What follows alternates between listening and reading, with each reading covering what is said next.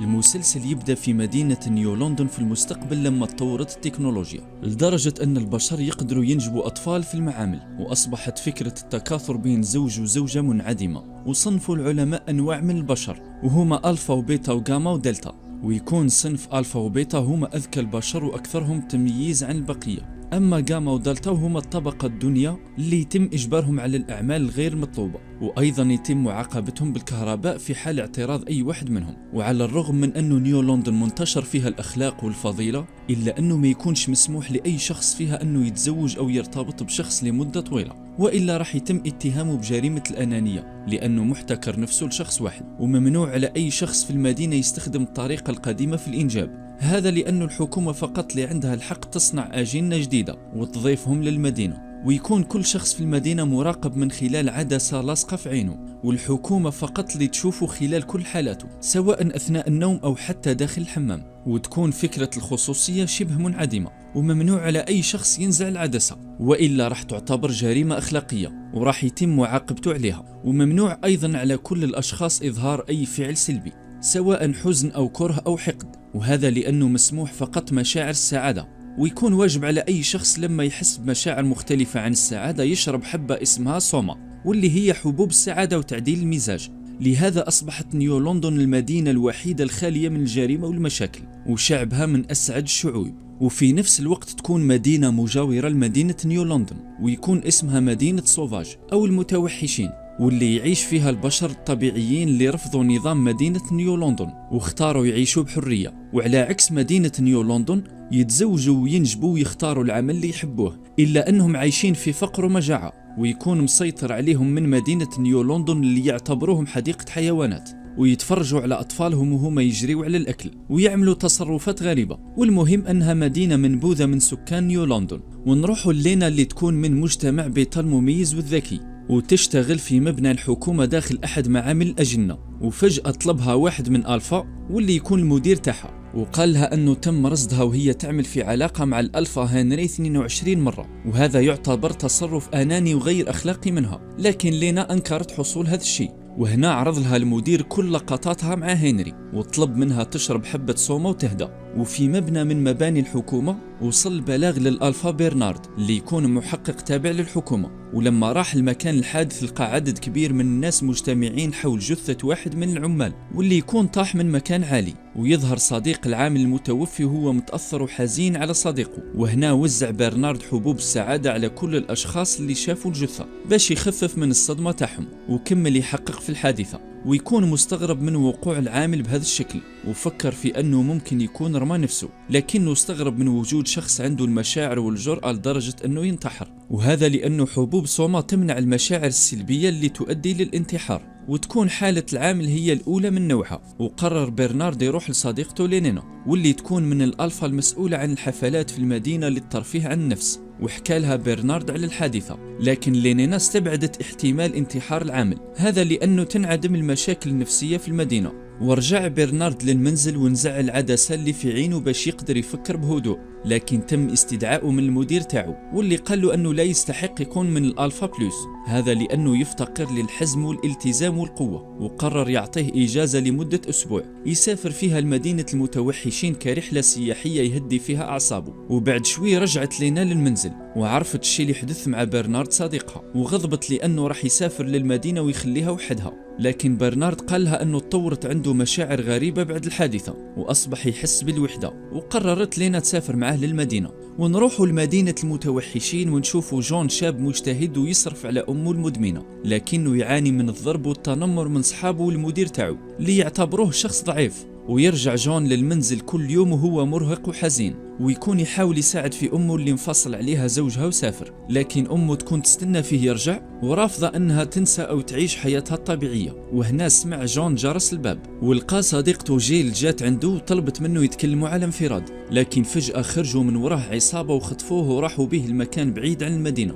وظهرت زعيمة العصابة اللي يكون اسمها شيلا، وقالت لجون أنهم طائفة متمردة الهدف تاعهم يدمروا مدينة نيو لندن اللي مسيطرة عليهم منذ سنوات، وهذا لأنهم تعبوا من الفقر والجوع ومعاملتهم على أساس أنهم حيوانات. ولأنه جون يكون المسؤول عن قسم السلاح والذخيرة، طلبت منه شيلا يبدل الرصاص المزيف بالحقيقي ويهجموا على زوار مدينة نيو لندن في زيارتهم القادمة. لكن جون يكون خايف ورفض المهمة، وهنا شيلا بدأت تهدد فيه وقالت له لو ما ينفذش أوامرها راح تقتله هو وأمه. خاف جون على أمه واضطر يوافق على المهمة. وفي اليوم الموالي لمدينة نيو لندن استعد برنارد ولينا لرحلة المتوحشين، وركبوا في الطائرة اللي توصلهم للمدينة في 12 دقيقة فقط. ولما وصلوا راحوا الفندق خاص بزوار مدينة نيو لندن، واعطاهم عامل الفندق كتالوج المعالم السياحية اللي ممكن يزوروها أثناء رحلتهم ومعها إرشادات خاصة. وتفاجأت لينا بالمجتمع الجديد واللي يكون فيه النساء تحمل والناس يتزوجوا ويعيشوا مع بعض للأبد. وراحوا للكنيسة اللي يعبدوا فيها الإله، وشافت الناس وهما يتشاجروا وبدأت تعبر على غضبها وعلت صوتها. وشافت عاداتهم الغريبة في الأكل وانسجام الناس مع بعض وحريتهم اللي ولا مرة حست بها. ووصلت مع برنارد المكان فيه حفل زفاف يكون فيه عدد كبير من زوار مدينة نيو لندن. وفجأة خرج واحد من الناس مسدس وأطلق النار على العريس. واستغرب الشخص اللي عنده مسدس من أن الرصاصة حقيقية واعتقد أن العريس يمثل، لكن طلع المسدس حقيقي. وخرجوا سكان المدينة ومعاهم مسدسات وأطلقوا النار على زوار مدينة نيو لندن. وشاف برناردو لينا الشي اللي يحدث وهربوا بسرعة من المكان وتخباوا في مخزن من المخازن. لكن اكتشفوا أنه برنارد أصيب بطلقة في ذراعه. ولقات لينا سكان المدينة يفتشوا عليهم وفهمت أنهم يستهدفوهم بشكل خاص، والشي اللي يحدث مش مجرد حادثة. وفجأة وصل جون اللي شافهم وهما خايفين ومتخبيين، وبدل ما يسلمهم قرر ياخذهم معاه للمنزل ويحميهم. ولما وصلوا للمنزل حاولت أمه تعالج برنارد وقدرت تخرج رصاصة من جسمه، لكن فجأة سمعوا جرس الباب وظهرت جيل اللي تفتش على برنارد ولينا في كل مكان، وهذا لأنهم يكونوا قتلوا كل الزوار ما عدا برنارد ولينا. وقال لها جون أنه ما يعرفش مكانهم، لكن جيل شكت فيه وقالت له أنها تعرف والشخص ضعيف وأكدت عليه يقول لها مكانهم. لكن جون حلف لها أنه ما يعرفش وأنه نفذ كلامها كما اتفقوا. لكن جيل ما صدقاتوش مرة أخرى وبدأت تفتش في المنزل. وفي هذا الوقت يكون برنارد ولينا متخبيين في مكان من المنزل، وحاولت لينا تكتم صوت برنارد اللي دخل في نوبة ألم بسبب الرصاصة. وسمعتهم جيل ووجهت المسدس لجون وطلبت منه يقول لها على مكانهم، لكن جون رفض. وقبل ما تقتلوا جيل خرجت أم جون من وراها وطعنتها بالسكين وقتلتها. وقالت لجون أنهم لازم يرجعوا برنارد ولينا لمدينة نيو لندن قبل ما يكتشفوا أمرهم. وركبوا معاهم في السيارة واللي تكون أول مرة لبرنارد ولينا يركبوها، وساقت بهم أم جون داخل الغابة حتى وصلوا لحدود المدينة ولقاو حافلة الزوار شاعلة فيها النار، وعرفوا أنها بداية ثورة حقيقية. وفي الحدود بين المدينتين يكون مجال مغناطيسي يمنع أفراد مدينة المتوحشين من العبور، واللي يحاول يمر يموت محروق. واعترفت أم جون ليهم أنها من مدينة نيو لندن وأنها كانت في مدينة المتوحشين في رحلة مع أب جون، لكنها حملت بجون وقررت تبقى في المدينة حتى تولد. لكن أب جون اعترض وقرر يرجع للمدينة بدونها، وهذا بعد ما وعدها أنه راح يرجع لها مرة أخرى. وقبل ما يوصلوا للمجال المغناطيسي سمعوا صوت جماعة شيلا وجرى واحد من أتباعها عندهم، وجرات لينا وبرنارد واخترقوا المجال المغناطيسي بسهولة. ولكن اللي مر معاهم من جماعة شيلا تحرق وتحول لرماد، وتصدم جون من اللي شافه ويكون خايف يمر. لكن أمه قالت له أنه من أب وأم أصلهم من مدينة نيو لندن وأكيد راح يقدر يمر معاهم. وفجأة وجهت شيلا المسدس تجاهه، وقبل ما تقتله أنقذته أمه وقفزت معاه للمدينة. وتصدمت شيلا وأتباعها لأنهم ما كانوش يعرفوا أنه بينهم سكان من مدينة نيو لندن.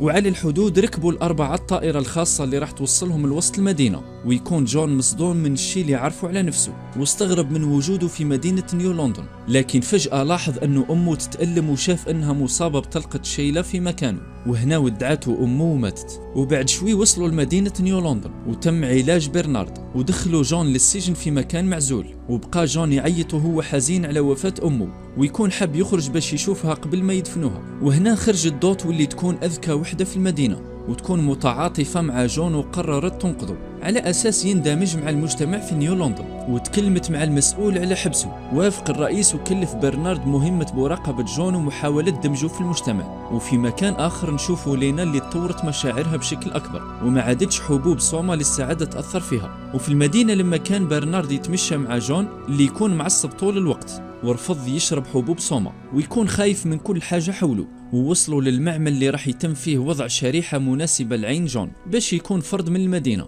وعمل للمسؤول كشف العين جون، واكتشف انه عنده عين الفا واللي تكون من اندر العيون ونسبتها في المجتمع 1%، وصمم له شريحة مناسبة ليه، لكن جون رفضها وخرج من الغرفة وبدأ يمشي في وسط الناس اللي مباشرة لما شافوه عرفوا انه من مدينة المتوحشين ويكونوا خايفين منه ويشوفوا معاه بنظرات غريبة. وتقلق جون وحاول يهرب لأي مكان، وفجأة لقى نفسه في مكان مليء بالعمال واللي يكونوا من الطبقة السفلى وما عندهمش رأي في أي حاجة، وتكون حقوقهم مش متساوية مع بقية الطبقات. وشاف جون الصديق الشخصي المات واللي يكون اسمه ديريك، ورحب به وأعطاه من الأكل تاعو وشكره جون وانسجم معه. وهنا دخل الرئيس آد وأخفى ديريك تعابير وجهه باش ما يتعقبش، ولاحظ آد وجود جون وطلب منه يمشيوا مع بعض، وأقنعوا أنه راح ياخذوا المكان اللي يستحق يكون فيه، وخرجوا مع بعض خارج المدينة. وطلب آد من جون يرجع للمدينة اللي تربى فيها، لكن جون قال له أنه جماعة شيلا راح يقتلوه لو يرجع.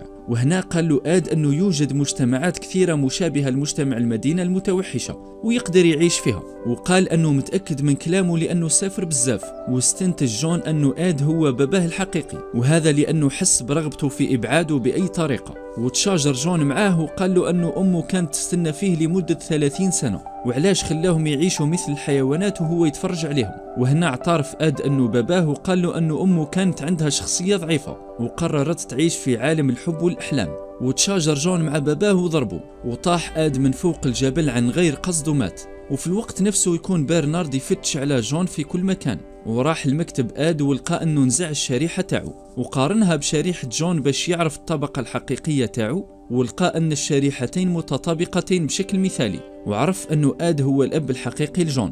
وفي هذا الوقت هرب جون ورجع بسرعة للمدينة، ودخل بالصدفة الواحدة من حفلات لينينا، ولاحظ الأشخاص اللي في الحفلة وجوده ويتلموا عليه ويكونوا فرحانين بوجوده. ونزلت لينينا باش تتعرف عليه وخذاته معها للمكان تاعها وتكون حابة تدخل معه في علاقة. وفي الوقت نفسه يوصل برنارد للحفلة ليعرف أنه جون فيها، ويكون يحكي على المغامرات تاعو في مدينة المتوحشين، وانبهر كل الأشخاص اللي حولوا بالقصة. وجاء هنري اللي يكون المدير الجديد في مكان آد، وأهان برنارد أمام الناس واستحقروا لأنه أعلى منه وما قدرش برنارد يرد عليه. وفجأة خرج جون اللي سمع إهانة هنري لبرنارد ورد الإهانة واستحقر هنري وطيح من قيمته أمام الناس. فرح برنارد ومشى مع جون اللي قرر يعلمه طرق الدفاع على نفسه. ونلاحظوا أنه سكان نيو لندن مش قادرين حتى يرميوا ورقة في الأرض. ونشوفوا برنارد تعلم الضرب من جون ورجع مرة أخرى للحفلة وضرب هنري بقوة وانتقم منه على كل مرة تنمر عليه فيها. ويكون سكان المدينة أول مرة يشوفوا شجار